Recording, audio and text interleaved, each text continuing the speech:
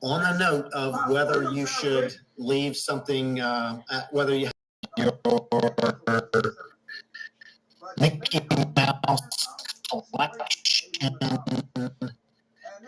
and so some people do specify that in the legal documents.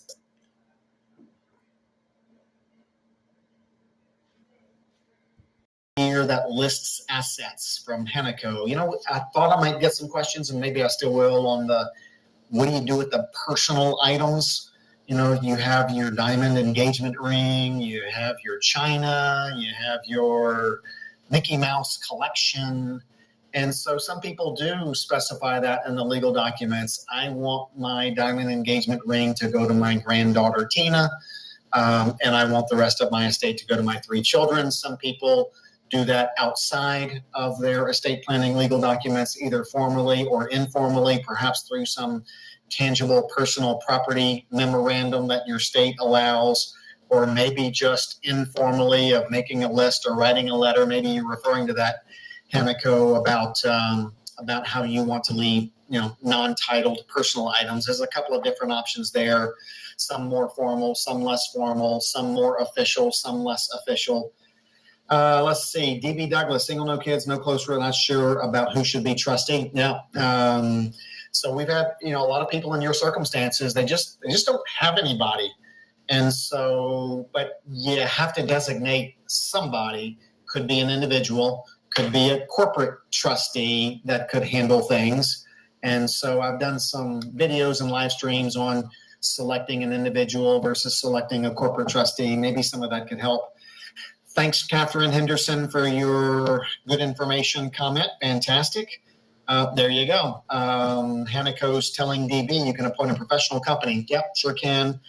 Those are you know, you got to get past the fact that they're going to charge fees. But generally speaking, they do a good job. They've had to put up a lot of capital to the state to be able to even position themselves as a trust company and offer services as a trustee. So a lot of protection there for the beneficiaries from a corporate trustee doing something wrong. Let's see, not exactly trusting of attorneys is what DB says. Okay, yep, and probably with good reason. All right, what about a friend? Good point there. Thinking that's good.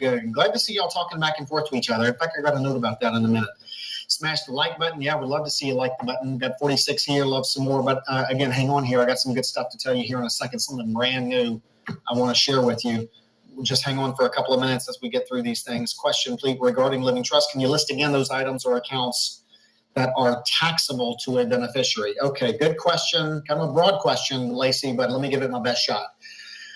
Generally speaking, an inheritance is income tax-free. If you leave your bank account to heirs, they'll get it income tax-free. Checking, savings, CDs. You leave 100 shares of stock to someone. Yes, they don't pay income tax on the value of that when they receive it, and they get the step-up in basis, which is a separate capital gains tax issue. You leave a house worth $400,000 to someone. They don't pay income tax on that $400,000. Yes, if they sell it after they inherit it and they get more than $400,000 from the sale, they'll pay capital gains tax on the appreciation from the date you passed away. That's, you know, so, but no income tax. Now, life insurance, if you own life insurance, you leave it to someone, they don't pay income tax on it. But, you know, same with Roth IRAs. But the main asset that heirs or beneficiaries must pay income tax on, and there's really nothing you can do about it, is when you name individuals as beneficiaries of your traditional IRA or your 401k, or let's call it your traditional 401k, or 403b or SEP IRA, all those retirement accounts where the money went in prior to income tax being paid.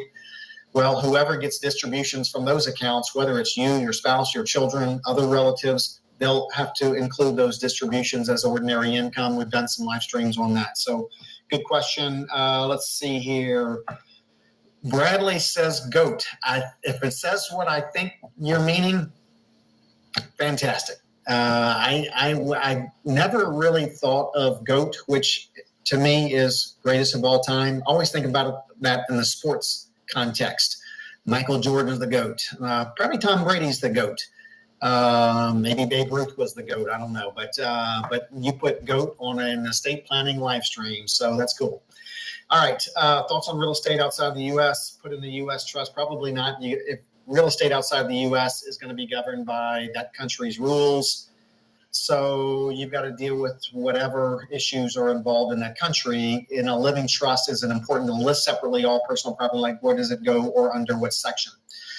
It usually just falls under that. If you don't list any of that stuff out, those are just assets. If your residuary clause in your trust says, I leave everything else that I own to my 3 children, that would include all your jewelry, your musical instruments. Now, if you do want to specify that the jewelry and musical instruments go to specific people, you can either list that in your trust, or if your state allows it, do what's called a tangible personal property memorandum, which you can change and add to from time to time without going through the formal route of changing your trust. State-specific issue there.